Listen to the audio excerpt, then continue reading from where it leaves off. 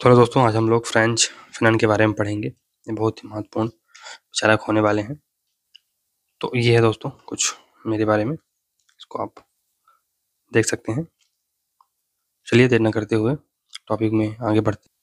सबसे पहले आज हम लोग फ्रेंच फ़नन को पढ़ेंगे। इनका टाइम पीरियड 1925 से 1961 के बीच में रहा है, तो थोड़ा-सा टाइम पीरियड इनका कम रहा है। ये मूलतः फ्रांसीसी था, मूलतः यह फ्रांसीसी था और फ्रांस के उपनिवेश में ये रहता था। फ्रांस के उपनिवेश में अल्जीरिया में रहता था। इसकी जो शिक्षा दीक्षा हुई है, शिक्षा दीक्षा ये फ्रांस में हुई। जैसे जो भारत के जो बहुत सारे जो महत्वपूर्ण जो नेता हुए हैं, जैसे नेहरू जी हो गए, फिर महात्मा गांधी, इनकी जो शिक्षा दीक्षा हुई थी ब्रिटेन में हुई थी, ऐसे इसकी भी शिक्षा दीक्षा ब्रिटेन में हुई थी। फ्रेंच फ़नन है, उसका जो मूल कार्य है वो बेसिकली मनोविज्ञान पर ये महत्वपूर्ण कार्य इन्होंने किया है। और ये बेसिकली साइकियाट्रिस्ट थे, मनोवैज्ञानिक थे, और उन्होंने जो कॉलोनियल स्टेट हैं, जो कॉलोनियल राज्य हैं, उनके लोगों के जो मनोविज्ञान होता है, उनका मनोविज्ञान कैसा होता है, उसके बारे में उन्होंने अध्ययन किया है। चलिए फ्रेंच फ़नन को पढ़ते हैं और इनके जो मूल जो विचार हैं, ये गुलामी के ऊपर है, उपनिवेश के ऊपर है, और इसके साथ-साथ मनोविज्ञान के ऊपर इनके विचार देखने को मिलते हैं। तो फ्रेंच फ़नन का जन्म कैरिबियाई खाड़ी के द्वीप मार्टिनिक में हुआ। यह द्वीप फ्रेंच कॉलोनी था। फ्रेंच फ़नन ये मनोरोग विशेषज्ञ थे, यानी साइकियाट्रिस्ट थे। होने के साथ-साथ अश्वेत जाति के कवि, क्रांतिकारी, दार्शनिक, मानवतावादी, मार्क्सिस्ट और आलोचनात्मक सिद्धांतवादी थे। फ़नन ने उत्तरी अफ्रीकन देश अल्जीरिया में, जो फ्रांस का उपनिवेश था, की स्वतंत्रता के लिए कार्य किया। तो इन्होंने अल्जीरिया की स्वतंत्रता के लिए कार्य किया था। अल्जीरिया जो कि फ्रांस का एक उपनिवेश था। तो बेसिकली फ्रांस को जो कहा जाता है कि ये स्वतंत्रता का प्रिय देश है, यहीं पर फ्रांसीसी क्रांति हुई थी और लिबर्टी, इक्वलिटी, फ्रेटर्निटी की बात की गई थी। तो जब कॉलोनी की बात आती है, कॉलोनियलिज्म की बात आती है, तो सभी देश, चाहे वो कितना भी स्वतंत्रता प्रिय क्यों ना हो, उसके जो आचार विचार हैं वो बदल जाते हैं। ऐसे ही फ्रांस का भी हालत थी कि स्वतंत्रता के लिए कार्य किया। 1960 के दशक में चले अल्जीरियाई मुक्ति आंदोलन में फ़नन ने सशस्त्र कार्यवाही व हिंसक विरोध का समर्थन किया था। सशस्त्र कार्यवाही व हिंसक विरोध का इन्होंने समर्थन किया था। चलिए आगे बढ़ते हैं और देखते हैं कैसे इसमें। तो फ्रेंच फ़नन ने उपनिवेशवादी उत्पीड़न, सांस्कृतिक साम्राज्यवाद यानी कल्चरल साम्राज्यवाद, कल्चरल इम्पीरियलिज्म की बात करते हैं। कल्चरल इम्पीरियलिज्म, ये क्या होता है कल्चरल इम्पीरियलिज्म? तो कहा जाता है कि जो अंग्रेज हैं वो भारत से तो चले गए, लेकिन अंग्रेजी छोड़ गए। तो आज के देश में अंग्रेजी बोलना और उसको पढ़ना, ये सब गौरव की बात मानी जाती है। तो भारत में ऐसा कहा जाता है कि जो नेहरू जी थे वो अंग्रेजों से बड़े अंग्रेज थे। तो जब हम लोग किसी की संस्कृति से, जैसे कहा जाता है कि जो पाश्चात्य विचारधारा है, उससे बहुत ज़्यादा प्रभावित होते हैं। तो एक होता है वेस्टर्नाइजेशन, दूसरा होता है मॉडर्नाइजेशन। तो हमें मॉडर्नाइजेशन की ज़रूरत है, ना कि वेस्टर्नाइजेशन की ज़रूरत है। हमें वेस्ट का अंधानुकरण नहीं करना है। और वेस्ट में जो सॉफ्ट पावर है, वेस्ट द्वारा जो क्रिएट की जाती है, यूरोप और यूके द्वारा, यही है सांस्कृतिक साम्राज्यवाद। कि ये अपनी संस्कृति का इतना ज़्यादा प्रभाव छोड़ गए हैं कि हम आज भी अपनी संस्कृति को हीन मानते हैं और जो गोरों की संस्कृति है उसको महत्वपूर्ण मानते हैं। तथा जातीय पूर्वाग्रह के मनोवैज्ञानिक प्रभावों का व्यवहारिक विश्लेषण इन्होंने किया। हमारे जो जातीय पूर्वाग्रह है, फॉर एग्जाम्पल जो अगर भारत में इसका देखा जाए तो जैसे दलित कम्युनिटी है, तो उसका क्या पूर्वाग्रह है और उसका जो मनोवैज्ञानिक प्रभाव क्या होता है उसकी पर्सनालिटी पर, दलित व्यक्ति की, उसका व्यवहारिक विश्लेषण इसमें किया जाता है। कृतियाँ कौन-कौन सी हैं? पहला है black skin and white mask, ये 1952 में बुक आती है, black skin and white mask. फिर अ डाइंग कॉलोनियलिज्म 1959 में बुक आती है। द रिजल्ट ऑफ द अर्थ, धरती के अभागे 1961 में बुक आती है। एलिनेशन एंड फ्रीडम 1961 में बुक आती है। The fact of the blackness और टुवार्ड द अफ्रीकन रिवॉल्यूशन ये 1964 में बुक आती है। फ्रेंच फ़नन के राजनीतिक विचार देख लेते हैं। तो सांस्कृतिक उपनिवेशवाद यानी कल्चरल कॉलोनाइजेशन का ये विरोध करते हैं कि हमें किसी भी देश की संस्कृति को अपने देश की संस्कृति से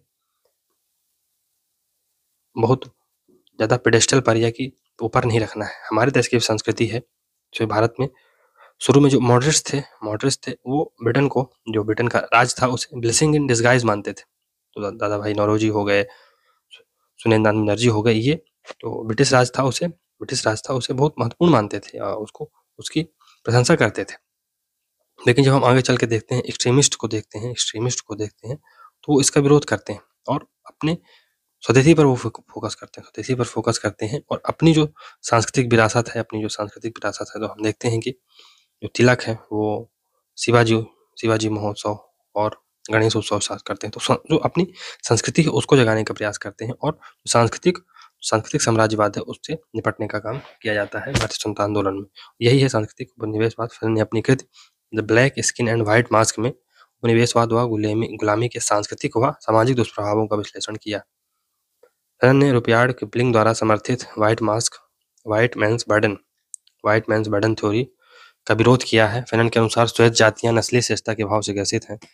जातीय व सांस्कृतिक श्रेष्ठता के इनके नकली मुखौटे के पीछे इनका मूल मंतव्य होता है तृतीय विश्व के गुलाम देशों के भौतिक व मानवीय संसाधनों का दोहन व शोषण कर अपने पूंजीवादी आर्थिक हितों की पूर्ति करना। तो जब अंग्रेज भारत में आए तो वो क्या बोल रहे थे कि हम भारत में आए हैं भारतीयों का कल्याण करने के लिए, तुम असभ्य हो, तुम बारबेरियंस हो और तुम्हारा कल्याण करने के लिए हम आए हैं। ये तो हमारे ऊपर भार है, हम जो गोरे लोग हैं, हमारे ऊपर भार है कि हम आप लोगों को सिविलाइज्ड करें, हम आप लोगों का शोषण करने थोड़ी आए हैं।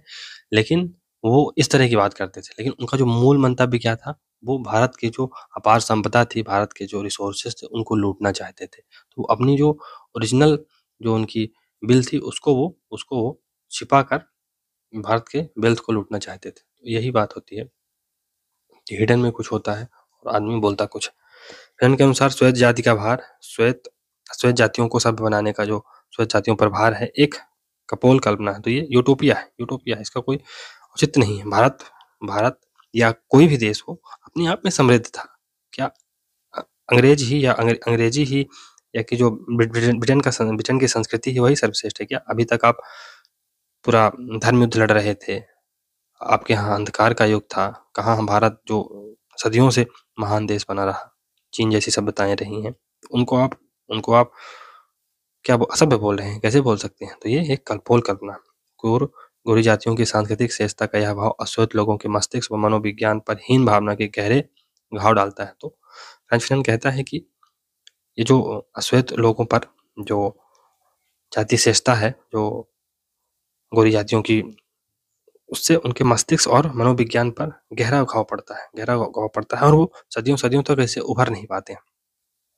अश्वेत व्यक्ति अपनी सांस्कृतिक हीनता के कलंक से मुक्ति के लिए श्वेत मालिक की संस्कृति, रीति रिवाज और भाषा अपनाने की कोशिश करता है। तो हमने देखा है, जब हम लोग आगे चल के पॉलिटिकल प्रोसेस इन इंडिया पढ़ेंगे, तो एक संस्कृताइजेशन का कॉन्सेप्ट आता है। संस्कृताइजेशन भारत में जो जातियां हैं, उनका संस्कृताइजेशन हुआ है। कैसे? तो भारत की जो उच्च जातियां हैं और निम्न जातियां, सो कॉल्ड निम्न जातियां हैं, ये उच्च जातियों के जो मूल्य हैं, रीति रिवाज हैं, उनके रहन सहन को फॉलो करने की कोशिश करते हैं। क्यों? क्योंकि इनका मानना है कि ये जो जातियां हैं कर रही हैं, ये अच्छा है। तो ये उच्च जाति के मूल्य, रीति रिवाज और रहन सहन को फॉलो करते हैं, ताकि ये अपने आप में वैलिडिटी प्राप्त कर सकें, ये अपने आप को अच्छा दिखा सकें, ऊंचा दिखा सकें। तो ये है संस्कृताइजेशन की प्रोसेस। इसी तरह जो अश्वेत जाति के लोग हैं, वो गोरों की संस्कृति को अपनाते हैं, जिससे कि वो उनसे घुल मिल सकें और उनके बराबर आ सकें। लेकिन ऐसा कहा जाता है कि जो नेहरू जी थे, वो गोरों से भी गोरे थे। लेकिन इस चक्कर में, क्योंकि अंग्रेज भले ही वो आप कितने बड़े गोरे बन जाओ, लेकिन वो आपको अपनी कम्युनिटी में स्वीकार नहीं करेंगे, वो आपको अपने जैसा नहीं मानेंगे। तो आप तो अंग्रेजों से भी गए और आप भारतीय समाज को भी आप श्रेष्ठ नहीं मानोगे। आप तो आपके अंदर भी वो जो नस्ली श्रेष्ठता है, वो भाव आ जाएंगे, तो आप कहीं के नहीं रह जाओगे। घर का कुत्ता ना घाट की तरह आपकी स्थिति हो जाएगी। तो ये मालिक की संस्कृति, रीति रिवाज और भाषा अपनाने की कोशिश करता है, ताकि उसके बराबर आ सके। पर इस सारी प्रक्रिया में वो अपनी संस्कृति व भाषा से अलगाव, एलिनेशन का शिकार हो जाता है और कुंठित हो जाता है। फैनन के अनुसार जैसे श्वेत जाति का भार एक मिथ्या है, वैसे ही अश्वेत जाति के गौरव का भाव भी एक मिथक है। तो अगर जैसे कि श्वेत जाति का भार यानी व्हाइट मैन बर्डन एक मिथ्या है, वैसे ही अश्वेत जाति के गौरव का भाव भी एक मिथक है। क्यों? क्योंकि अगर आपने अश्वेत जाति के गौरव के भाव को उद्गारा, इससे क्या होगा? आप अपने आप को श्रेष्ठ करने के लिए फिर आप हिंसा करेंगे, फिर आप दुर्भावना से काम करेंगे। तो ये सही नहीं होगा, जिसका उपयोग कोई देशी नेता एक तंत्री व तानाशाही शासन स्थापित करने के लिए कर सकता है कि हम अश्वेत जाति के गौरव के लिए लड़ रहे हैं, इसलिए हमें ज़रूरत है तानाशाही लाने के लिए, हमें एक तंत्र की ज़रूरत है। हमें अश्वेत जाति के गौरव के नाम पर लोग क्या-क्या कुछ नहीं कर देते हैं। हमने देखा है कि जो अफ्रीकन देश है, वहाँ 30-30 साल तक एक राष्ट्रपति बना रहता है। ये क्यों बना रहता है? इसी का फ़ायदा उठा के। फ्रेंच ने अपनी रचना अ डाइंग कोलोनिज़्म में अल्जीरिया के मुक्ति संग्राम व पुरातन अश्वेत सांस्कृतिक प्रथाओं की वापसी का सकारात्मक वर्णन किया। मार्क्सवाद के साथ प्रजातिवाद का सम्मिश्रण। तो फैनन के अनुसार परंपरागत मार्क्सवादी विचार में रंग भेद नीति का विरोध नहीं है। तो फैनन के अनुसार परंपरागत मार्क्सवादी विचार में रंग भेद नीति का विरोध नहीं है। तो रंग भेद नीति का विरोध जो परंपरागत मार्क्सवादी हैं उस पे नहीं। हमने देखा था कि जो मार्क्स था, वो उसके जो विचार थे वो यूरोसेंट्रिक थे। भारत के बारे में क्या बोलता है कि यहाँ पर जो उपनिवेशवाद है वो सही है, और यहाँ पर जो अंग्रेज कर रहे हैं सही कर रहे हैं। तो ये और रंग भेद की नीति का इस विरोध नहीं करता है। इसमें केवल सर्वहारा वर्ग व बुर्जुआ वर्ग का विचार दिया हुआ है, इसलिए यह तीसरे विश्व के लिए उपयोगी नहीं। तो जो मार्क्स है, इसकी जो थ्योरियां हैं तीसरे विश्व के लिए नहीं है। क्यों? क्योंकि इसमें साम्राज्य जो तीसरा विश्व है वहाँ पर साम्राज्यवाद के साथ रंग भेद की नीति के माध्यम से भी शोषण होता है, और जो मार्क्स है वो इन चीज़ों का वर्णन नहीं करता है। उसने अपनी प्रसिद्ध रचना black skin and white mask जो कि 1952 में आती है, कहा श्वेत प्रजाति के द्वारा अश्वेतों पर सांस्कृतिक प्रभुत्व स्थापित किया गया। आधुनिक यूरोपीय संस्कृति से एशिया अफ्रीका की भलाई नहीं हो सकती है। निग्रो प्रजातियों के साथ भेदभाव को प्रदर्शित करने के लिए नेग्रिट्यूड शब्द का प्रयोग किया। तो मिस्टर स्वतंत्रता संग्राम व क्रांति संबंधी विचार। उन्होंने अपनी पुस्तक द रिचर्ड ऑफ द अर्थ 1961 में आती है में तृतीय विश्व के देशों, विशेषकर अफ्रीकन देशों के स्वतंत्रता संग्राम व मुक्ति आंदोलनों का विश्लेषण किया है। फैनन के अनुसार उपनिवेशवाद से मुक्ति के लिए शहरी मध्यम वर्ग अफ्रीकन संस्कृति की ओर लौट चलने की प्रेरणा या अश्वेत जाति के गौरव उपयुक्त आधार नहीं है, बल्कि इसके लिए क्रांति आवश्यक है। तो फैनन मार्क्स की तरह क्रांति को महत्वपूर्ण मानता है अगर परिवर्तन लाना है। तो आगे चल के वो बोलता भी है कि हिंसा बहुत ही महत्वपूर्ण है। क्यों? क्योंकि अंग्रेजों ने हिंसा करके ही हमारे अंदर डर का भाव पैदा किया है। तो अगर हमें उस डर को बाहर निकालना है तो हमें भी हिंसा करनी होगी, हमें भी अंग्रेजों के हाथ काटने ही होंगे। अगर हाथ नहीं कटेगा या उनका सर धड़ से अलग नहीं होगा, तब तक हमारे अंदर जो अंग्रेजों से श्रेष्ठता का भाव नहीं आएगा। क्रांति में देहाती किसान व पतित सर्वहारा लंपेन प्रोलेटेरिएट की भूमिका महत्वपूर्ण होगी। तो लंपेन प्रोलेटेरिएट को जो मार्क्स है वो उपयुक्त नहीं मानता है। वो कहता है कि ये क्या ही क्रांति में भाग लेंगे। लेकिन लंपेन जो सर्वहारा है, लंपेन या पतित सर्वहारा है, उसको ये महत्वपूर्ण भूमिका मानता है किसान के साथ साथ। लंपेन सर्वहारा बेसिकली होते कौन है? तो छोटे मोटे जेब कतरे होते हैं जो घरों में काम करते हैं। बड़े बड़े जो शहर होते हैं वहाँ पर घरों में काम करने वाले जो लोग होते हैं, नौकर, वो बेसिकली लंपेन सर्वहारा का निर्माण करते हैं। छोटे मोटे जेब कतरे और जो ठेलिया चालक या ऐसे जो लोग होते हैं, ये लंपेन सर्वहारा होते हैं। तो मार्क्स इनको उपयुक्त नहीं मानता है। मार्क्स कहता है कि ये क्रांति नहीं करेंगे, ये बल्कि क्रांति को डिस्टर्ब कर देंगे। क्यों? क्योंकि इनके अंदर वो क्रांति के भाव होते नहीं। जबकि जो फैनन है ये किसान प्लस लंपेन सर्वहारा को साथ में लेने की बात करता है। औद्योगिक सर्वहारा तो क्रांति विरोधी है अफ्रीका में। जो औद्योगिक सर्वहारा है, क्योंकि उसके पास पैसा पहले से आ रहा है, उसके पास नौकरी है, उसके पास खाने के लिए अनाज है, तो वो तो क्रांति नहीं ही चाहेगा ना। गांधी की भांति फैनन भी औद्योगिकरण व तकनीक का विरोध करता है, क्योंकि यही औपनिवेशिक प्रभुत्व व गुलामी का मूल कारण है। फैनन क्रांति के लिए स्वतः स्फूर्ति चेतना को आवश्यक मानता है, मार्क्स की तरह। तो मार्क्स क्या कहता है कि क्रांति कैसे लाई जाएगी? क्रांति स्वतः होगी जब लोगों को अपनी क्लास का पता चल जाएगा कि हम हैव नॉट से बिलोंग करते हैं या हैव से बिलोंग करते हैं, स्वतः ही क्रांति हो जाएगी। ऐसे ही फैनन मानता है कि स्वतः स्फूर्ति चेतना आएगी, स्पॉन्टेनियस, और आप क्रांति कर देंगे। नव मानव की अवधारणा, new man's concept, the digit of the earth पुस्तक में फेनन ने नव मानव की अवधारणा दी। नव मानव सृजनात्मक क्षमता से लैस हो, इसके अंदर क्रिएटिव फ्रीडम होगी। वह सांस्कृतिक साम्राज्यवाद के मानसिक व मनोवैज्ञानिक प्रभावों से पूर्णतः मुक्त होगा। तो वो एक फ्री या क्रिएटिव मैन होगा जिसके स्वतंत्र विचार होंगे, उसके मौलिक विचार होंगे। तो अगर गांधी जी को देखा जाए तो गांधी जी नव मानव की कैटेगरी में आएंगे। क्यों? क्योंकि उनके पास मौलिक विचार थे। वो अंग्रेजों द्वारा जो विचार जैसे कि नेहरू के थे वो नहीं थे। गांधी जी के विचार मौलिक थे, उनकी जो अवधारणाएं थी वो मौलिक थी, उनकी जो संघर्ष करने का तरीका मौलिक था। तो यही है कि जो नव मानव होगा वो सांस्कृतिक साम्राज्यवाद के मानसिक व मनोवैज्ञानिक प्रभाव से पूर्णतः मुक्त होगा। उस पर श्वेत जाति के भार व श्वेत नस्ली श्रेष्ठता का कोई प्रभाव नहीं होगा। वह अपनी जड़ों व संस्कृति से जुड़ा हुआ मानव होगा। तो गांधी जी कितना जुड़े हुए थे अपनी संस्कृति से कि यहाँ तक कि वो धोती पहनने लगते हैं अपनी संस्कृति से जुड़ने के लिए। तो गांधी जैसा नव मानव तो कोई हो ही नहीं सकता। फैनन का मानना है कि क्रांति के माध्यम से आर्थिक और सांस्कृतिक साम्राज्यवाद का अंत कर तृतीय विश्व की समस्याओं के नवीन मौलिक हल ढूंढे जाएंगे। आर्थिक और सामाजिक विकास तथा पुनर्निर्माण के लिए पाश्चात्य मॉडल के बजाय स्थानीय हल खोजे जाने चाहिए। तो पाश्चात्य मॉडल है ये हर जगह लागू नहीं हो सकता। हमें लोकल सोल्यूशन ढूंढना होगा। ऐसे क्लाइमेट चेंज के बारे में कहा जाता है कि हमें ग्लोबलाइजेशन से हमें लोकलाइजेशन की ओर बढ़ना है। हमें लोकल सोल्यूशन ढूंढने पड़ेंगे कि हमारी क्या प्रॉब्लम, उसके साथ हमें चीजों को ढालना होगा। ऐसे वातावरण में नव मानव का विकास होगा। यह नव मानव अपनी जड़ों की ओर लौट जाएगा और उसका अलगाव समाप्त हो जाएगा।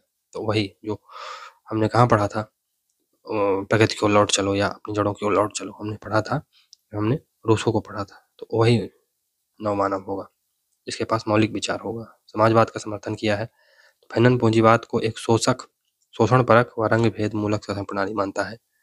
वही समाजवादी व्यवस्था को समानता व मानवीय गरिमा पर आधारित मानता है। फैनन के अनुसार समाजवादी देश उपनिवेश व गुलाम देशों की जनता के मित्र हैं। ये देश सभी अवसरों पर उपनिवेश देशों की सहायता करते हैं। हिंसा की अनिवार्यता, तो यही परंपरागत मार्क्सवादी विचारकों की तरह फैनन भी हिंसा को ऐतिहासिक विकास का आवश्यक बल मानता है।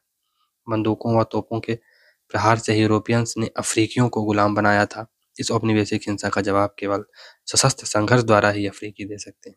सशस्त्र व खुला संघर्ष से एकमात्र पद्धति है जो अफ्रीकी क्रांतिकारियों को उपलब्ध है।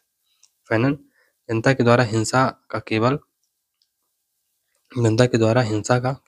का प्रयोग उनके नेताओं के द्वारा हिंसा का संगठन और प्रशिक्षण ही सामाजिक सत्यों को समझने के लिए जनसमूहों को सक्षम बनाता है। हिंसा के द्वारा ही वे इन सच्चाइयों का मर्म समझ सकते हैं। तो हिंसा को मार्क्स की तरह ये भी महत्वपूर्ण मानता है। जैसे मार्क्स कहता है कि there is no birth without blood. तो रक्त के बिना कोई भी न्यू बर्थ नहीं होता है। No new birth without blood and blood is midwife of revolution. तो ये सब चीजें वो बोलता है। फैनन यूरोप ने हमारे महादेशों पर हाथ डाला है और हमें उनकी अंगुलियों को काटना होगा ताकि वे हमें छोड़ दें। यही है कि हिंसा का बेसिकली समर्थन करता है। किसान क्रांति के अग्रदूत व ध्वजवाहक हैं। जहाँ परंपरागत मार्क्सवादी सर्वहारा औद्योगिक मजदूर वर्ग को क्रांति का अग्रदूत मानते हैं, तो परंपरागत जो मार्क्सवादी हैं या स्वयं मार्क्स क्रांति का अग्रदूत किसे मानता है? औद्योगिक मजदूर को, जो इंडस्ट्रियल वर्कर है उसको। वहीं फैनन किसानों को क्रांति का नेतृत्व प्रदान करता है। तो अगर क्रांति में देखा जाए तो जो मार्क्स है ये इंडस्ट्रियल जो वर्कर्स हैं उनको क्रांति का अग्रदूत मानता है। लेनिन इंडस्ट्रियल वर्कर्स को ये मुख्य स्थिति में रखता है और किसानों को ये गौण स्थिति में रखता है, सेकेंडरी पोजीशन में रखता है। वहीं जब हम माओ को देखते हैं तो ये किसानों को मुख्य भूमिका में रखता है और जो इंडस्ट्रियल वर्कर हैं उनको गौण स्थिति में रखता है। लेकिन जब इसको देखते हैं फ्रेंच फैनन को, तो ये किसानों को क्रांति का नेतृत्व करता बताता है माओ की तरह। इसके साथ साथ ये लैंपेन सर्वहारा की भी बात करता है। फैनन का मत है कि औपनिवेशिक व गुलामी देशों में कृषक वर्ग ही एकमात्र क्रांतिकारी वर्ग है, क्योंकि उन्हें क्रांति से कोई हानि नहीं होगी, कुछ लाभ ही होगा। वर्ग व्यवस्था से बाहर भूखा किसान शोषितों में पहला ऐसा समूह है जो समझ लेता है कि हिंसा से उसे कुछ लाभ ही होगा। फैनन के क्रांति के सिद्धांत में औद्योगिक मजदूर सर्वहारा अफ्रीका में एक सुविधाभोगी वर्ग बन गया है जो बुर्जुआ का मित्र है तथा क्रांति का विरोधी है। इसका कारण यह है कि बुर्जुआ राष्ट्रीय संसाधनों की जो लूट करता है उसका एक हिस्सा वह संगठित मजदूर वर्ग को दे देता है। अधिकांश बुद्धिजीवी वर्ग भी लूट में अपना हिस्सा प्राप्त कर बुर्जुआ का सहयोग करते हैं। बुर्जुआ सर्वहारा वर्ग का यह आपसी सामंजस्य फैनन की मौलिकता को दिखाता है। फैनन का मत है कि अफ्रीका में जनवादी सशस्त्र क्रांति की क्षमता केवल अफ्रीकी कृषक वर्ग के पास है। शहरों का लंपेन सर्वहारा, दुकानों, होटलों, घरों में काम करने वाले छोटे-मोटे अपराधी, जेब कतरे, भिखारी आदि वर्ग इस क्रांति में किसानों के परम मित्र होंगे क्योंकि उनकी यादों में अभी भी गाँव जिंदा है। तो ये जो व्यक्ति होते हैं लंपेन सर्वहारा, ये जो दुकानों, होटलों, घरों में काम करने वाले छोटे-मोटे अपराधी, जेब कतरे, भिखारी, इनके अंदर अभी जो उनके गाँव की यादें हैं या उनकी जो यादों में उनका अभी गाँव जिंदा होता है, वो गाँव के बारे में सोचते हैं। तो वो किसान के बारे में भी बट ऑब्वियसली सोचेंगे। इसलिए वो लंपेन सर्वहारा किसानों का बहुत बड़ा सहायक बनकर उभरेगा। धरती के अभागे Richard of the earth, Fanon की इस प्रसिद्ध पुस्तक की प्रस्तावना महान फ्रांसीसी अस्तित्ववादी मार्क्सवादी विचारक जीन पॉल सार्त्रे ने लिखी है। यह पुस्तक तब लिखी गई कब 1961 में, जब अल्जीरियाई स्वतंत्रता संग्राम अपने पूरे उफान पर था। यह पाश्चात्य साम्राज्यवादी शक्तियों के आर्थिक व मनोवैज्ञानिक शोषण का जीवंत दस्तावेज है। फैनन इसमें व्यक्ति पूजा, हीरो वर्शिप, पश्चिमी संस्कृति व अतीत की अफ्रीकन संस्कृति के गुणगान से बचने की सलाह देता है। व्यक्ति पूजा से होता क्या है? व्यक्ति पूजा की गई हिटलर की, मुसोलिनी की, तो क्या हुआ? फांसीवाद आया, नाजीवाद आया। तो इससे क्या होता है? व्यक्ति पूजा से टोटलिटेरियनिज्म आता है, अथॉरिटेरियनिज्म आता है। तो इससे सत्तावाद या सर्वाधिकारवाद बढ़ता है। गुलाम अफ्रीकन की हिंसा के बारे में फैनन लिखते हैं कि यह अदमनीय हिंसा ना तो शोर शराबा है, ना ही बर्बर वृत्तियों का उभार, ना ही असंतोष का परिणाम है। यह मनुष्य द्वारा स्वयं का पुनर्निर्माण है। तो चलिए यहाँ से हम फ्रेंच फैनन को समाप्त करते हैं। फ्रेंच फैनन को दोस्तों ये बहुत ही महत्वपूर्ण नोट्स है, तो इसको ऐसा नहीं है कि समझा नहीं रहा हूँ दोस्तों, समझा तो रहा ही हूँ। इसमें ऐसी कोई कसर समझाने में छूट नहीं रही है। और जहाँ नहीं समझ में आता आप पूछ भी सकते हैं, ऐसा कुछ नहीं है कि पूछ नहीं सकते हैं। आप लोग तो कमेंट वगैरह कुछ करते ही नहीं, तो कमेंट करिए, लाइक करिए और चैनल को सब्सक्राइब भी करिए दोस्तों, और शेयर करते रहिए अपने स्तर पर। और इसके बाद जो ये पूरी सीरीज थिंकर से ख़त्म होगी, 20 थिंकर लगभग करवाऊँगा। इसके बाद जो अभी तक क्वेश्चन आए हैं या कुछ जो न्यू क्वेश्चंस हैं उनको कराने के प्रयास रहेगा। तो जुड़े रहिएगा साथ में। मिलते हैं अगले लेक्चर में, तब तक के लिए goodbye. Thank you very much for discussion.